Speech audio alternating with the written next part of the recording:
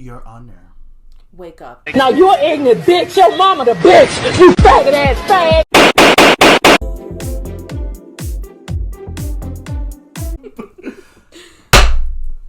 Hello, and welcome back to another edition of us telling you why Erwin and Levi are those girls. Thank you, Jesus. Who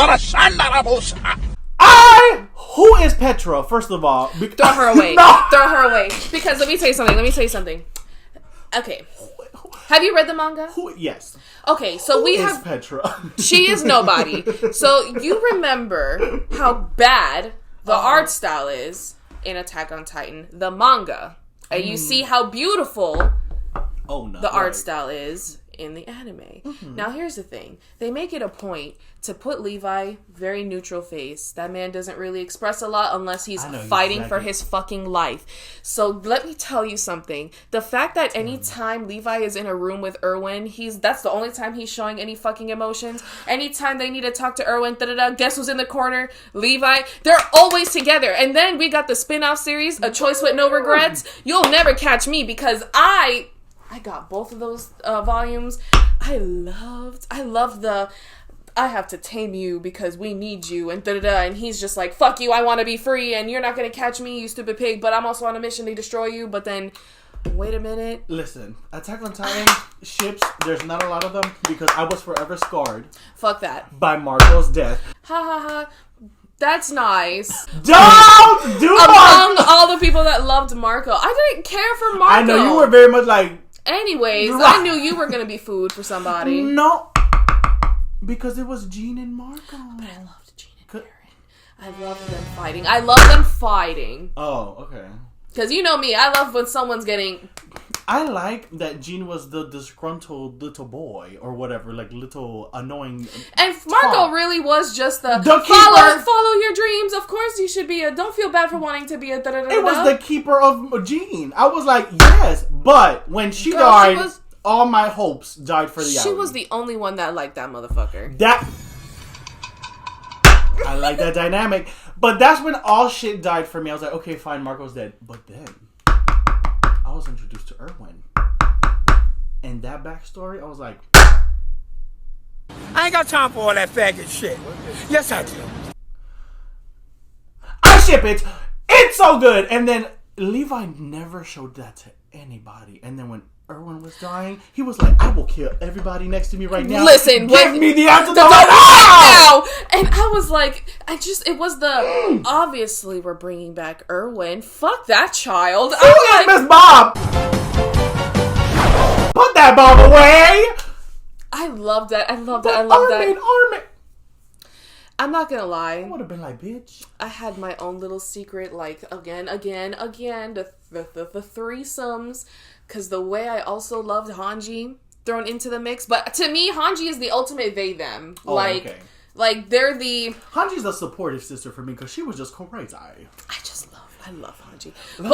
But Levi and Erwin, I loved it. And then, like, at the end, when he was telling him, he's like, listen, give up that fucking dream. It was just the way when he got his arm bit off and then he was still like, we're so close to the basement. I'm so excited. And it's just like...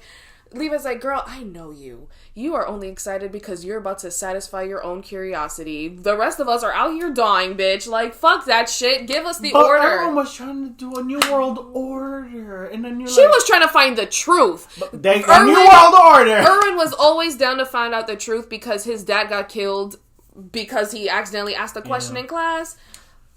Ooh. So sorry for that. But I do see, you did bring it to me because then I did a little research. They love putting Levi with, not Hanji, the Petra. I was like... All because she confessed her love to him. The thing is with Levi is that he's not a heartless person, but he's also like, damn, one of my best soldiers was really devoting her life for the cause and but actually she was also devoting her life for me. And then she sent a letter to her dad, but then... Oops, she died, and now he's like, oh, my son-in-law, are you going to accept her hand in marriage? And he's like, I need therapy. Like, where's Erwin? Like, that... Because my whole thing with them, like, they made the most sense because, I'm going to be honest, I didn't really like Erwin. And, like, the three, Erwin, Mikasa, and Armin, I didn't get... Armin?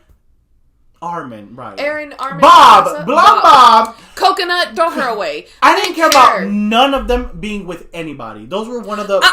I liked Mikasa and Annie. I loved those two. Annie's a different story because I liked Annie's character, but then she like left for half the season, then they brought her back in the ending, and then they gave her a little bit of the Sakura treatment where she was like, oh, Armin, did you say? And I was like, Armin? Well, because Armin actually liked Annie, and like he went down there because also remember Annie also had her little friend Hitch, that girl. So I also shipped her with that girl too. But it's like they both would go and visit and talk to her when she was frozen in the crystal. So she's like, I heard you, but I'm asleep.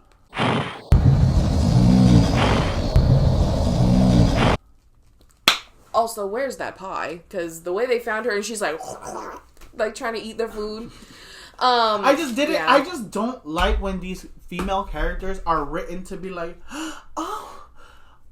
like for like out of no. Okay, got it. They did share he did talk to her in the crystal. But I don't think Annie really had cares towards the end, because after a while, it's like after the whole Marco thing, I think that kind of like threw her for a loop. Because she wasn't down to kill Marco in the beginning. So then when things started getting out of control... But she was down to complete the mission. Exactly. So she's like... Because admittedly... It's these Nina Williams type characters like, I'm only here to do my job. Right. So her job was done and she's frozen the crystal. And she's like, girl, I'm still alive. Well, I need to get back to my dad. Goodbye. I didn't like Annie and Armin. I'm sorry. I didn't care for Annie and Armin, but... But you see how the couples, like for me... Okay. Erwin and Mikasa, don't care. Mikasa and... who? You keep calling that man Erwin. Oh, Aaron. I'm like, too many E's. Did these bitches even talk? Aaron and Mikasa don't care.